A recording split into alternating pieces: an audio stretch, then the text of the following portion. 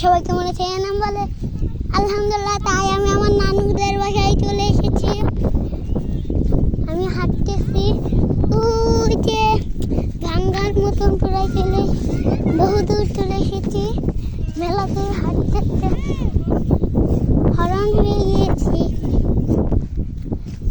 নিচে গেলে তো শেষ হয়ে যেতাম।